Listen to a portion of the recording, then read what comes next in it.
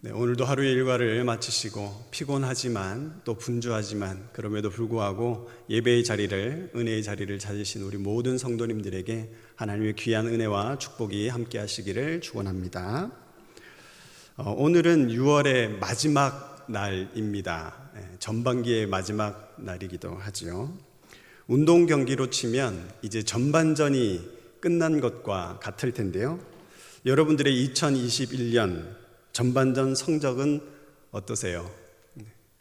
골을 많이 넣으셨습니까? 아니면 골을 많이 먹으셨습니까? 경기는 마음 먹은 대로 잘 풀려가고 있으신가요?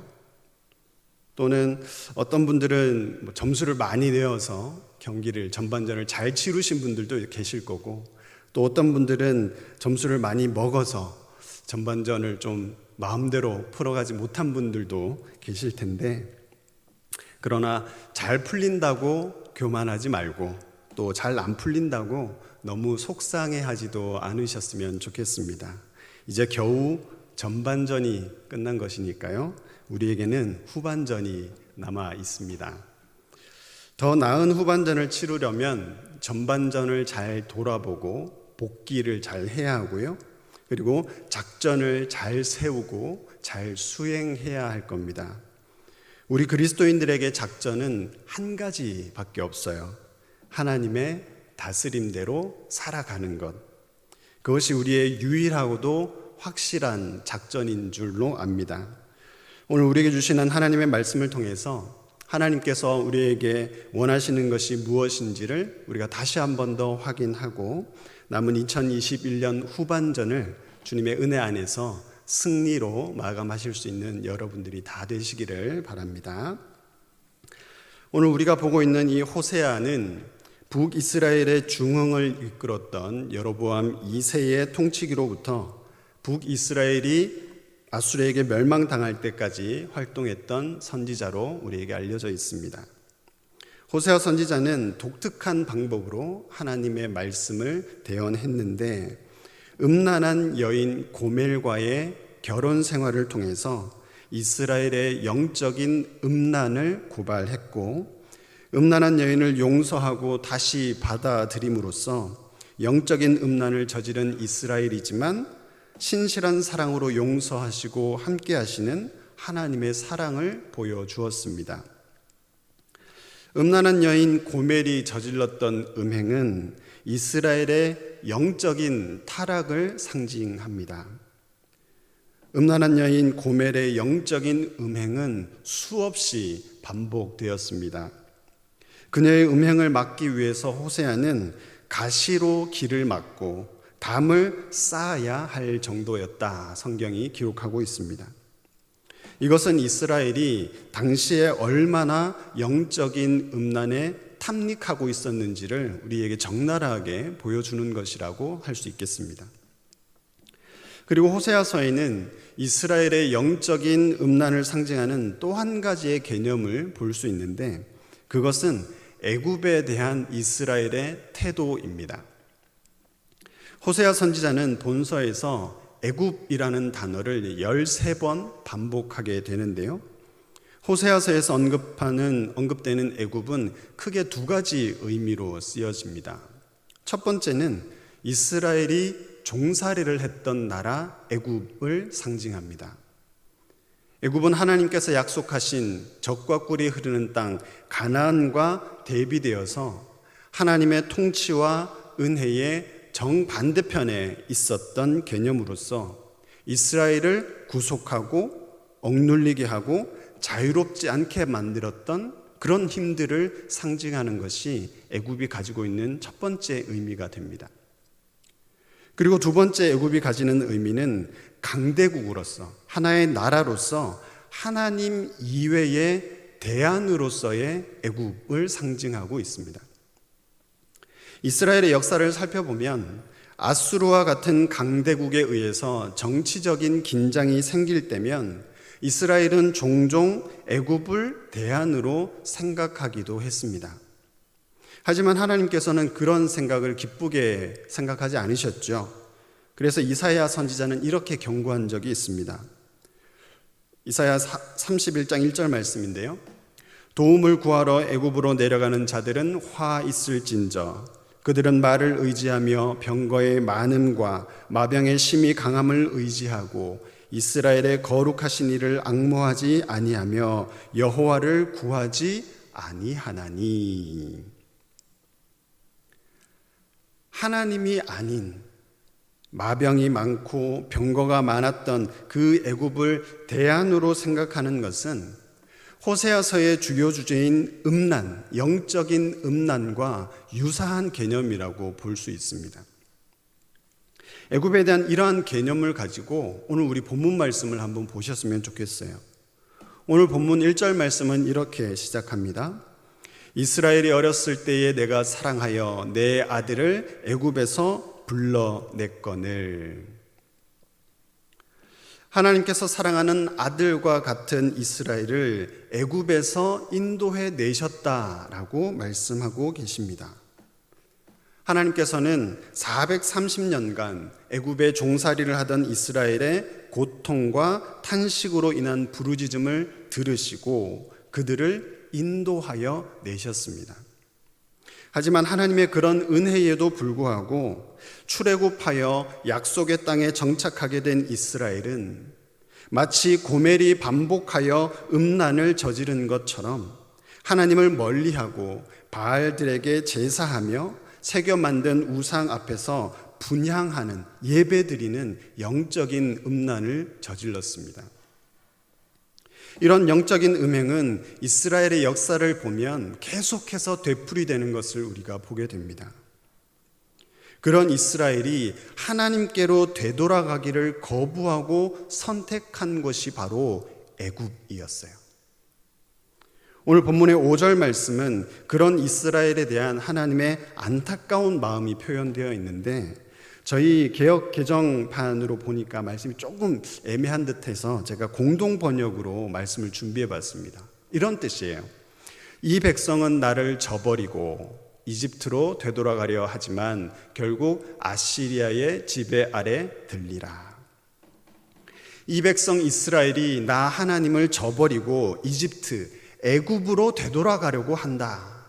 하지만 그들의 뜻대로 되지 않고 결국은 아시리아, 아수르의 지배 아래 들어가게 될 것이다 라고 하나님께서 말씀하시는 거예요.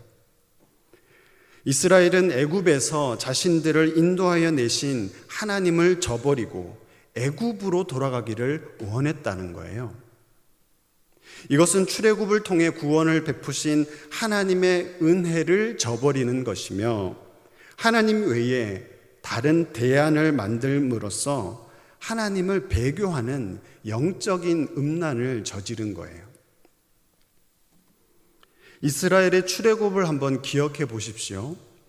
이스라엘의 출애굽은 이스라엘이 당시의 패권 국가였던 애굽의 삶의 방식을 떠나서 하나님의 백성으로 살아가기 위해서 하나님의 백성으로 구별되기 위한 하나님의 통치의 결과가 바로 출애굽 아니었습니까? 민수기 15장 41절에 이렇게 이야기합니다. 나는 여호와 너희 하나님이라. 나는 너희의 하나님이 되려고 너희를 애굽 땅에서 인도해 내었느니라. 나는 여호와 너희의 하나님이라. 하나님께서는 이스라엘의 하나님이 되려고 이스라엘을 애굽에서 이끌어 내셨다는 거예요. 하나님께서 놀라운 일들을 행하시면서 이스라엘을 애굽에서 이끌어 내셨다는 거예요. 왜요? 이스라엘의 하나님이 되고 싶으셨기 때문이에요. 그리고 그렇게 출애굽을 시키신 하나님께서는 이스라엘도 하나님의 백성이 되기를 원하셨습니다. 내가 거룩하니 너희도 거룩해라. 내가 너희를 위해서 너희의 하나님이 되기 위해서 너희를 애굽에서 이끌어낸 것처럼 너희도 나의 백성으로서 나를 사랑해다오. 나를 경외해다오. 나와 교제하자꾸나. 하나님께서 그렇게 말씀을 하신 거예요. 그런데 이스라엘은 그런 하나님을 외면하고 우상을 숭배하며 다시 애굽으로 돌아가고자 했다라는 겁니다. 오늘 제가 이 호세아 선지자의 메시지를 빌려서 애굽에 대해서 말씀드리는 이유는 애굽을 그리워하고 있는 이스라엘의 모습이 우리의 모습과 다르지 않기 때문입니다. 우리가 살아가는 삶의 모습을 한번 보십시오. 사회에서 감당해야 할 여러 가지 책임에 우리가 구속되어서 살아가잖아요. 하루라도 노동에서 벗어날 수가 없지 않습니까? 오히려 일에 중독되어서 살아가기도 합니다. 학교에 다니느라, 결혼을 하느라, 집을 사느라, 자녀들을 키우느라 불어난 빚에 치여서 살아가잖아요. 주변 사람들의 시선과 기대감에서 우리는 자유롭지 못하지 않습니까? 마치 애굽에서 노예로 살아가던 이스라엘과 다르지 않습니다. 그런데 아이러니하게도 이렇게 세상에 구속되어 살면 살수록 우리가 점점 세상적인 가치들을 대안으로 생각한다는 거예요. 우리가 세상에 치여서 살아가면 살아갈수록 하나님이 아닌 세상적인 가치들을 우리의 삶의 대안으로 생각하더라는 겁니다. 세상에서 누리는 여러 가지 가치들을 하나님 이외에, 하나님이 아닌 다른 대안으로 생각하고 그것들을 추구하려는 경향이 생긴다는 거예요. 이러한 생각과 믿음으로 산다면 우리가 아무리 그렇게 잘 산다고 하더라도 남은 2021년의 후반전 긍정적인 결과를 기대할 수 없을 겁니다. 작전이 잘못된 거예요.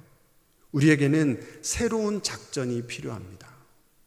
그렇게 하기 위해서는 우리의 잘못된 생각을 고쳐야 할 필요가 있는 것이죠. 이스라엘은 왜 하나님이 아닌 애굽을 그리워했을까요? 애굽에 대해서 잘못 알고 있었기 때문이에요. 이스라엘은 애굽에 대해서 상당히 미화된 기억을 가지고 있었습니다. 이스라엘 백성들이 말했던 것이 이런 내용이 있습니다. 출애굽기 16장 3절 말씀이에요. 이스라엘 자손이 그들에게 이르되 우리가 애굽 땅에서 고기 가마 곁에 앉아 있었던 때와 떡을 배불리 먹던 때에 여호와의 손에 죽었더라면 좋았을 것을 너희가 이 광야로 우리를 인도하여 내어 온 회중이 줄여죽게 하는도다. 우리가 애굽 땅에서 고기 가마 곁에 있었대요. 떡을 배불리 먹었대요. 그랬을까요? 민수기 11장 5절에서는 이렇게도 이야기했습니다. 우리가 애굽에 있을 때에는 값없이 생선과 오이와 참외와 부추와 파와 마늘들을 먹은 것이 생각나거늘. 정말 애굽에서의 삶이 이랬을까요? 그렇지 않습니다. 그들의 현실은 고기와 떡을 배불리 먹거나 값없이 생선과 오이와 참외와 부추와 파와 마늘 같은 기호식품이나 강장식품을 여유롭게 풍요롭게 먹을 수 있는 생활을 결코 한 적이 없어요. 모세는 애굽에서의 이스라엘의 삶을 이렇게 기억합니다. 신명기 26장 6절 말씀이에요. 애굽 사람이 우리를 학대하며 우리를 괴롭히며 우리에게 중노동을 시키므로. 애굽으로부터 학대를 당하고 괴로움과 중노동의 혹사를 당했던 것이 이스라엘의 현실이었습니다. 우리가 하나님이 아닌 애굽으로 돌아가고자 하는 잘못된 생각을 버리려면 애굽에 대해서 미화된 기억을 버리고 똑바로 알아야 할 필요가 있는 것이죠. 저는 이스라엘 백성들이 잘못 생각했던 애굽처럼 우리가 세상에 대한 생각을 잘못하고 있는 것은 아닌지 한번 돌아보았으면 좋겠습니다. 이스라엘에 대한 애굽의 진심이 어땠습니까? 이스라엘에 대한 애굽의 진심을 살펴보면 다음과 같습니다. 먼저 첫 번째로 애굽은 이스라엘이 생육하고 번성하는 것을 원하지 않았습니다. 출애굽기 1장 7절과 10절 말씀을 보면 이렇게 이야기해요. 이스라엘 자손은 생육하고 불어나 번성하고 매우 강하여 온 땅에 가득하게 되었더라. 자, 우리가 그들에게 대하여 지혜롭게 하자. 두렵건대 그들이 더 많게 되면 전쟁이 일어날 때에 우리 대적과 합하여 우리와 싸우고 이 땅에서 나갈까 하노라 하고. 하나님께서는 우리에게 생육하고 번성할 것을 명령하시고 원하시고 기대하셨지만 애굽은 그렇지 않았다는 거예요. 이스라엘 백성들이 생육하고 번성하는 것을 긴장했습니다. 그것을 원하지 않았어요. 우리가 사는 세상이, 저와 여러분들이 살아가고 있는 세상이 우리 각자의 삶이 번영하기를 축복할까요? 세상에 우리의 삶이 다 잘 되기를 응원할까요? 그렇지 않습니다. 세상은 각자의 욕심과 욕망에 충실할 뿐이에요. 그래서 우리가 세상에 있을 때 불신과 불안을 느끼게 되는 겁니다. 다 각자의 욕심 때문에 살아가거든요. 누구 어떤 사람이 잘 되기를 바라지 않아요. 애굽은 이스라엘이 생육하고 번성하는 것을 원하지 않았습니다. 마찬가지로 세상도 우리가 생육하고 번성하는 것을 원하지 않습니다. 두 번째로 애굽은 이스라엘 백성들에게 일을 엄하게 시켰어요. 출애굽기 1장 13절에서 14절 말씀입니다. 이스라엘 자손에게 일을 엄하게 시켜 어려운 노동으로 그들의 생활을 괴롭게 하니 곧 흙 이기기와 벽돌 굽기와 농사의 여러 가지 일이라. 그 시키는 일이 모두 엄하였더라. 애굽 사람들은 이스라엘 백성들에게 힘든 노동을 엄하게 시켰어요. 심지어 모세가 나중에 출애굽에 대한 계획을 바로에게 전했을 때는 곧바로 보복을 하기도 합니다. 출애굽기 5장 7절에서 8절 말씀입니다. 너희는 백성에게 다시는 벽돌에 쓸 집을 전과 같이 주지 말고 그들이 가서 스스로 집을 짓게 하라. 또 그들이 전에 만든 벽돌 수요대로 그들에게 만들게 하고 감하지 말라. 무슨 말입니까? 애굽에서의 이스라엘 백성들의 삶이 녹록하지 않았다는 거예요. 엄하게 일을 했다는 겁니다. 힘들게 노동을 했었다라는 거예요. 애굽은 이스라엘 백성들에게 고된 노동을 부과했습니다. 마찬가지로 우리가 사는 세상의 대다수의 사람들은 힘든 노동을 하고 있어요. 오늘 여러분들도 여러분들의 각자의 삶의 자리에서 힘들게 노동하셨잖아요. 세상에서 거저 얻을 수 있는 게 없어요. 세상에 공짜가 없어요. 우리가 사는 오늘날의 애굽은 젖과 꿀이 흐르는 땅이 아니에요. 피와 땀을 흘려야 살아갈 수 있는 것이 우리가 살아가는 애굽, 오늘날의 세상입니다. 그리고 애굽은요, 이스라엘을 학대하기도 하고 죽이기도 했습니다. 출애굽기 1장 21절 말씀이에요. 그러므로 바로가 그의 모든 백성에게 명령하여 이르되 아들이 태어나거든 너희는 그를 나일강에 던지고 딸이거든 살려두라 하였더라. 애굽은 그들의 힘으로 이스라엘의 힘없는 생명을 가차없이 죽이기도 했습니다. 이것은 우리가 살아가는 세상도 다르지 않습니다. 세상은 힘의 논리로 움직이고 있고 그 속에서 수많은 생명들이 죽음의 공포 가운데 살아가고 있습니다. 아우, 목사님 그건 너무 과장하신 거 아닌가요? 실제로 그럴까요? 그렇습니다. 지금도 매 초마다 가난과 기근으로 죽어가는 생명들이 있어요. 지금도 전쟁터에서 힘없이 죽어가는 생명들이 있습니다.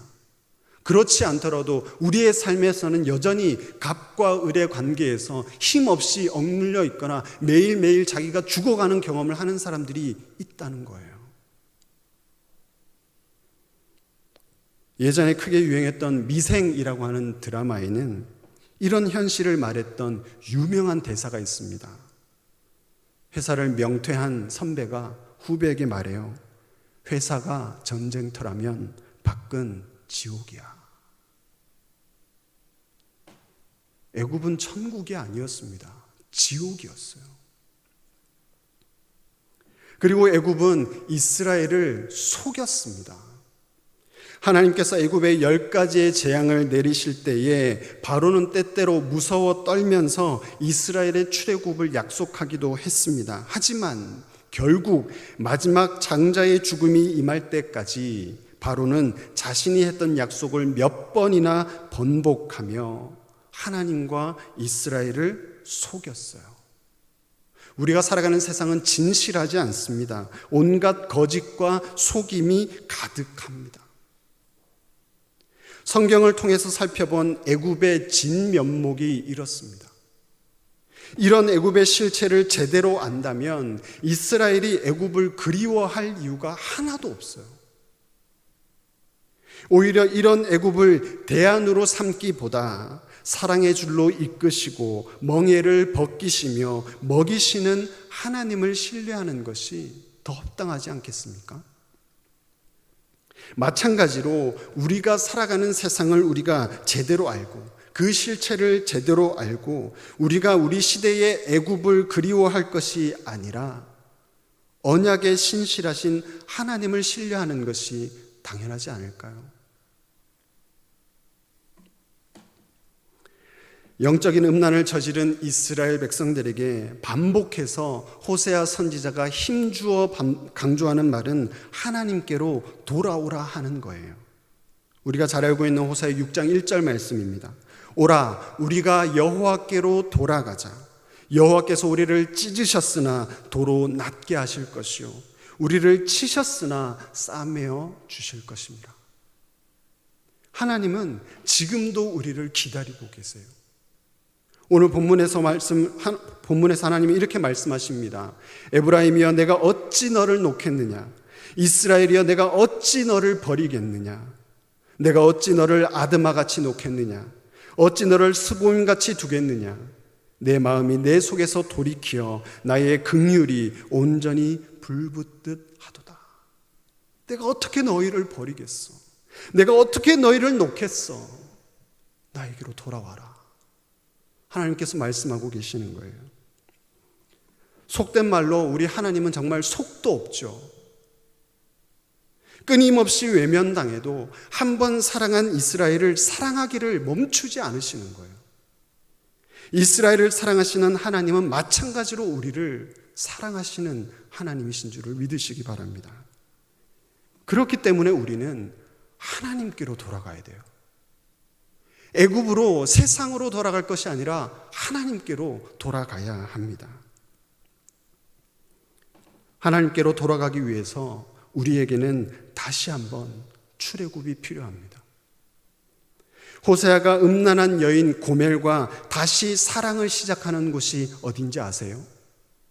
호세아 2장 14절에서 15절 말씀을 보면 이렇게 이야기합니다. 그러므로 보라, 내가 그를 타일러서 거친 들로 데리고 가서 말로 위로하고 거기서 비로소 그의 포도원을 그에게 주고 아골 골짜기로 소망의 문을 삼아 주리니 그가 거기서 응대하기를 어렸을 때와 애굽 땅에서 올라오던 날과 같이 하리라.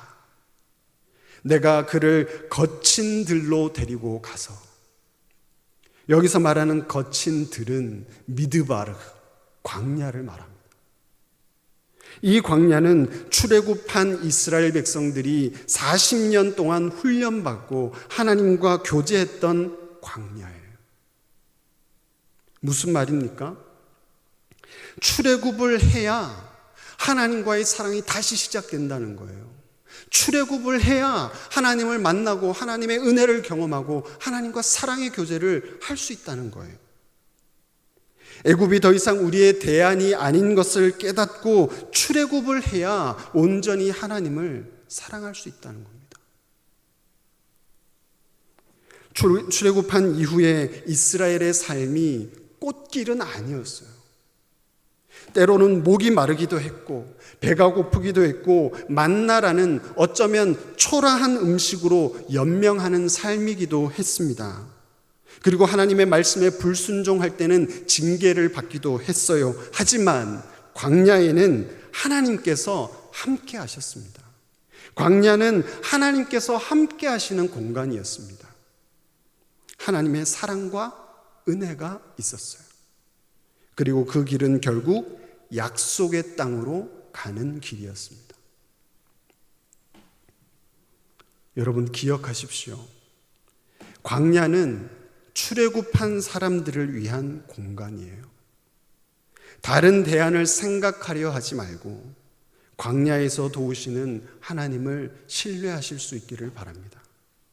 하나님께서 결국은 젖과 꿀이 흐르는 약속의 땅으로 우리를 인도하실 것입니다. 그러기 위해서 우리에게 다시 한번 출애굽이 필요합니다.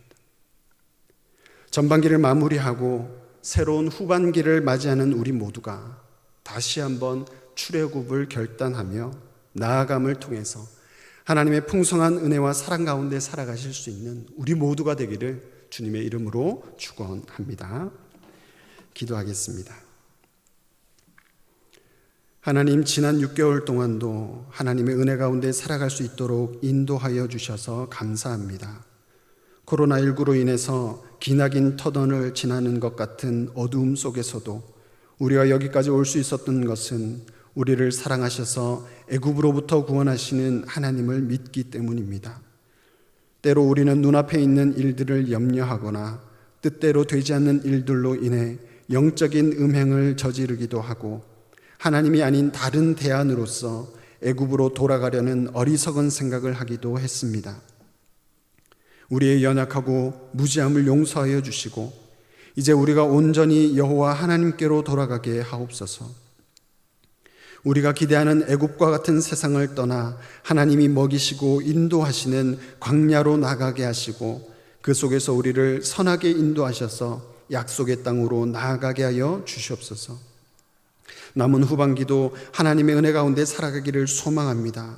주님, 우리를 불쌍히 여겨주시고 우리와 함께하여 주시옵소서.